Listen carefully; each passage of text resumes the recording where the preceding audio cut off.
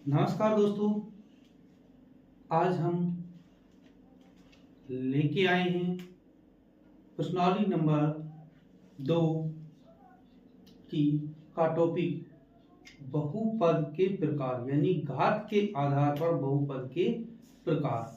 उधर अपन पढ़े थे पहली क्लासों में पदों की संख्या के आधार पर बहुपद के प्रकार, पदों की जो संख्या है उसके आधार पर बहुपद के प्रकार। इस क्लास में बात करने वाले हैं घात के आधार पर बहुपद के प्रकार। तो सबसे पहले आता है बहुपद के प्रकार में, सबसे फर्स्ट में बात करते हैं अचर बहुपद। अचर बहुपद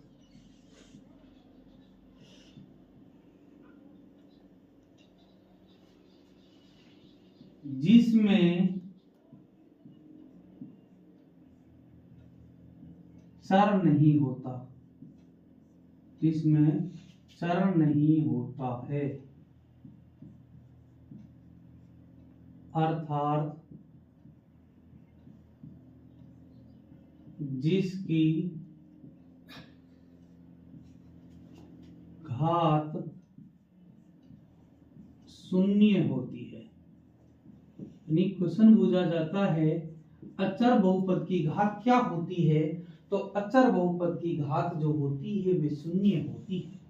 अचर बहुपद की घात क्या होती है? शून्य होती है। उदाहरण 2, 5, 7, 6 ... यानी आपको पूछा जा सकता है कि अचर बहुपद की घात कितनी होती है, तो अचर बहुपद की घात होती है शून्य। जैसे ये 2x है, इसको 2x की घात 0 लिखा जा सकता है, 2x की घात 0 लिखा जा सकता है, क्योंकि किसी की घात 0 यदि लगाई जाए तो उसका मान होता है 1 होता है। नंबर 2 की बात करते हैं रैखिक बहुपद। रैखिक बहुपद,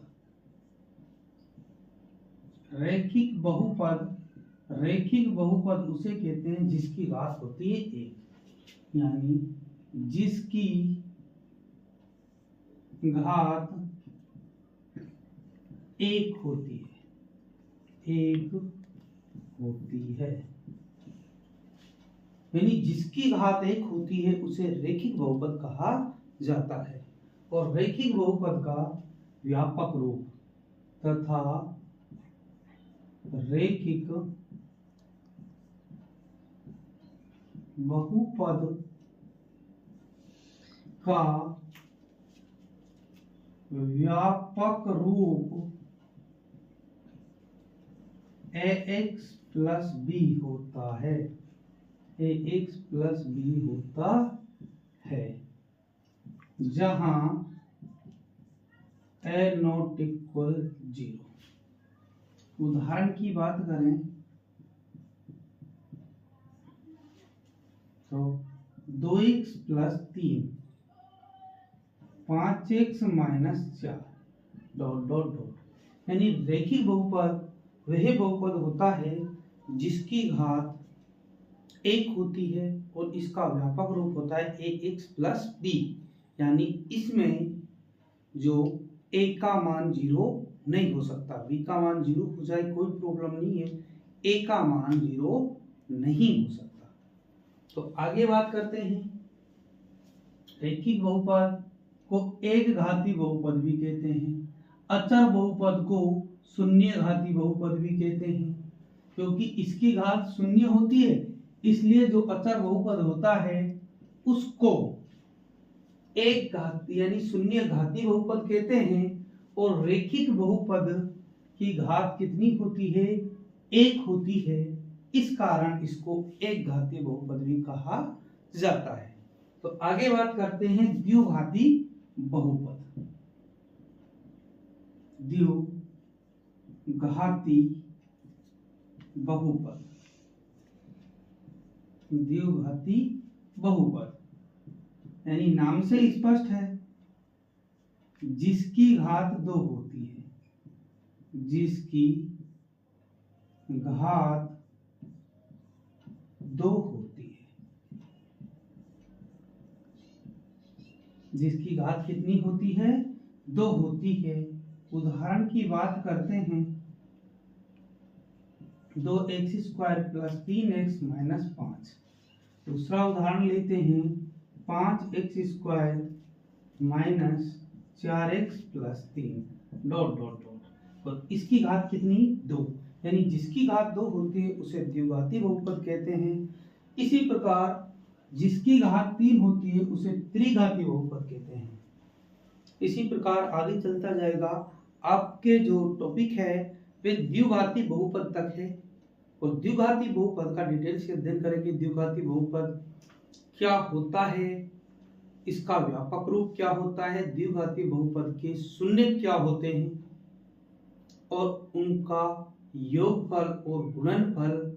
शून्यकों का योग गुणनफल दे रखा है तो द्विघाती बहुपद ज्ञात करना, और द्विघाती बहुपद दे रखा है तो उनका के शून्य ज्ञात करना, उसके शून्य ज्ञात करना। तो इसी प्रकार कि जिसकी घात शून्य होती है उसे अचर बहुपद कहते हैं, जिसकी घात 1 होती है उसे एक घाती बहुपद कहते हैं, अर्थात रैखिक बहुपद कहते हैं। जिसकी घात 2 होती है उसे द्विघाती बहुपद कहते हैं, जिसकी घात 3 होती है उसे त्रिघाती, 4 होती है तो चतुर्घाती, 5 होती है तो पंचघाती, और 10 होती है तो 10 घाती बोलते हैं। इसी प्रकार n घात है तो उसे n घाती बहुपद कहा जाता है। तो ले लीजिए इसका स्क्रीनशॉट।